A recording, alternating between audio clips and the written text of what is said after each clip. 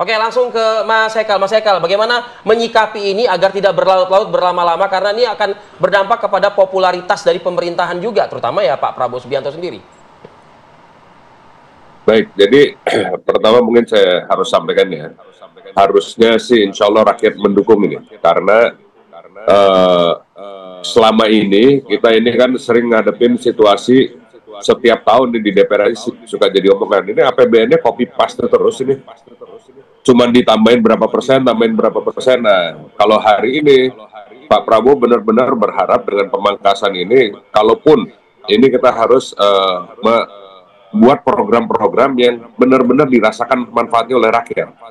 Jadi ini kan bagian dari apa yang beliau sudah kampanyekan, sekarang sedang dieksekusi. Nah, rakyat sudah memilih beliau, bahkan tingkat kepercayaannya setelah 100 hari malah sangat tinggi. Jadi mudah-mudahan beliau tidak akan mengecewakan. Kalau bicara kapan cepat atau tidaknya ini, memang hari ini kan pemangkasan 306 ini baru disampaikan ke masing-masing kementerian, dan masing-masing kementerian harus melapor ke DPR untuk minta persetujuan di masing-masing komisi. Itu tanggal 14 rencananya udah harus selesai.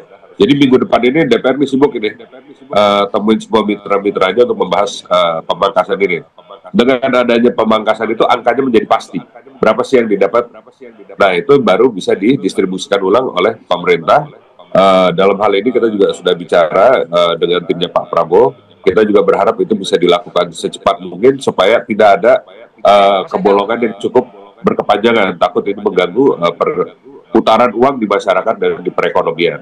Tapi kan bapak-bapak dan ibu-ibu seluruh rakyat juga udah lihat dalam 100 hari pertama ini udah banyak sekali yang dilakukan Pak Prabowo. Pak Prabowo orangnya kan nggak banyak ngoceh dulu terus baru kerja belakangan.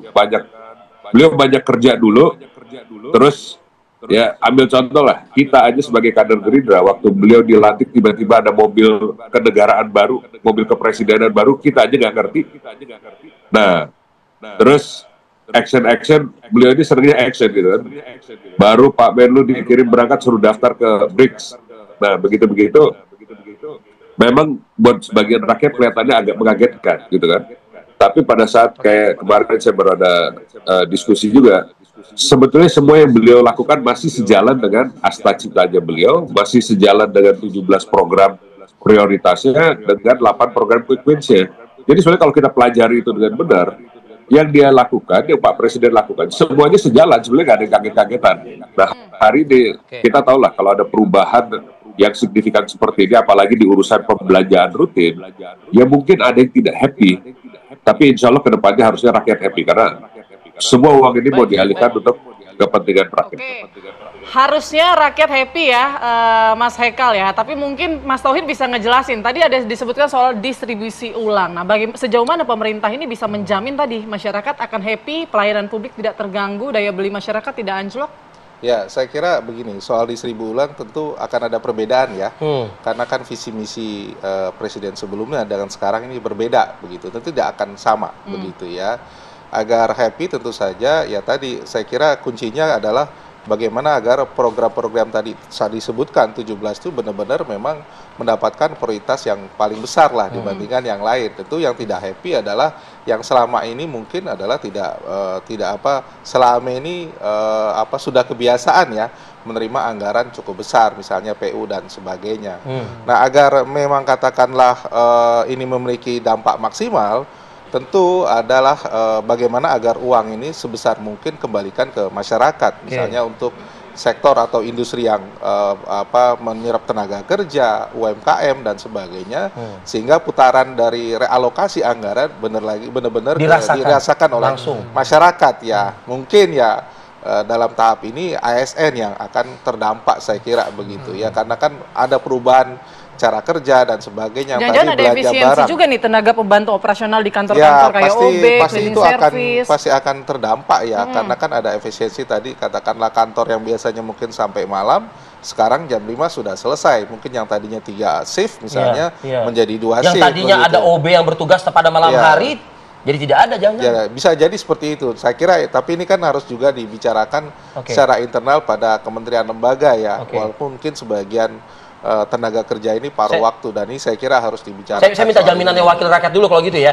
Mas Hekal, akankah ada multiplier efek atau efek domino Sebagaimana tadi kita menyebutkan hal yang terkecil sekalipun, misalnya penghematan di kementerian malam hari tidak ada aktivitas. Artinya akan ada pemangkasan-pemangkasan yang terjadi. Singkat saja, Mas Haikal. Nah, begini, rakyat kita ada 270 juta orang ya. Nah, yang Bapak maksudkan itu ada berapa orang sih? Itu kalau kita bicara total pegawai negeri dan ini paling juga hitungannya di bawah 5 juta ya. Termasuk pensiunannya segala paling ada berapa juta lagi. Jadi yang kita mau fokuskan ini tentu yang 270 juta orang yang harus jadi beban negara untuk bisa mensejahterakan gitu kan. Nah, memang nggak akan semua, pasti ada orang yang merasakan, oh tadi saya dapat uang lembur lebih, sekarang jadi nggak ada uang lembur lebih. Tapi secara keseluruhan, kalau kita bicara nasional kan kita harus bicara keseluruhan. Kita mau jauh lebih banyak orang yang merasakan benefit. Nah, untuk yang kecil-kecil ini kan kita bisa carikan nanti solusinya. Misalnya kegiatannya harus kita artinya bikin tidak kegiatan dilupakan, baru Mas gitu Haikal, ya. Insya Allah kita nggak lupakan, tapi yang jelas kita prioritaskan adalah rakyat Indonesia ini. Oke. Mas Nyarwi, Ya, saya lihat susah untuk membuat semua happy. ya itu otomatis ya. Tetapi Pak Prabowo ini kan kalau kita lihat tipe pemimpin populis juga. Yang dilihat yang ditawarkan bukan hanya program. Makan bergizi gratis itu kan program populis. Artinya jangkauannya luas. Cek kesehatan gratis juga demikian. Yang di atas cita itu dan di quick win. Tetapi memang tantangannya adalah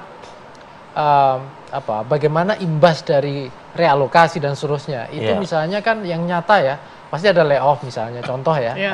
Nah, hal yang seperti ini mungkin jumlahnya sedikit, saya setuju dengan Mas Haikal, tapi dari sisi persentase. Tapi dari sisi isu, itu kan biasanya akan ramai yang seperti Gorengannya luar biasa ini. Ya, maksud saya ini. Itu tenaga kerjanya berkurang. Iya. Nah, biasanya kan ngopi-ngopi di hotel mewah, misalnya kan okupansi hotelnya juga turun misalnya ya, kan. Ya. Tapi memang pasti akan ada dampak-dampak ke sana. Tapi balik lagi ya, Pak Prabowo ini saya lihat juga yang konsisten populis ya. Artinya memang kemudian yang diminta kencangkan ikat pinggang, ini kelas menengah dan elit. Ya, tapi elit bukan elit yang atas tentunya saya lihat ya. Karena kan kalau kita lihat kondisi yang seperti ini tentu ini tantangan kedepannya ya. Bagaimana misalnya memastikan tadi saya setuju dengan Mas Tauhid program-program realokasi itu ya. Misalnya contoh tadi dari PU dikurangi kemudian fokusnya ke SDM itu punya impact ya yang lebih besar ya. Impact kepada misalnya kesejahteraan secara luas, keterlibatan UMKM dan seterusnya, ya peluang-peluang misalnya keterlibatan buka lapangan kerja, ekonomi bergerak dan seterusnya. Nah ini yang menjadikan retorika populisme Pak Prabowo itu lebih bermakna. Kenapa? Karena masyarakat akan merasakan dan apa yang disampaikan Mas Haikal itu tuh akan jadi kenyataan gitu loh. Dampaknya akan lebih luas gitu ke masyarakat kita. Soal 800, Mas Tauhid terakhir. Ya. 800 hutang yang harus dibayar. Singkat saja, Mas. Kalau saya lihat yang 800 sih nggak terganggu. Begitu ya, tetap dibayar pemerintah. Itu prioritas lah gitu. Prioritas, tetap karena itu kan kewajiban kita kepada kreditur ya, baik yang di dalam negeri paling besar maupun luar. Kalau itu tidak terganggu. Sudah ada uangnya sendiri berarti ya? Menurut saya sudah dialokasikan, perencanaan sudah kan sampai setahun ini ya. Kalau kita lihat kan 800 itu kan pembiayaan utang dan ada tambahan yang baru ya. Tetapi memang ini sudah nggak diganggu gugat saya kira gitu. Saya membayangkan kalau ambil setengahnya aja, makan bergizi gratis selesai itu masalah. lebih.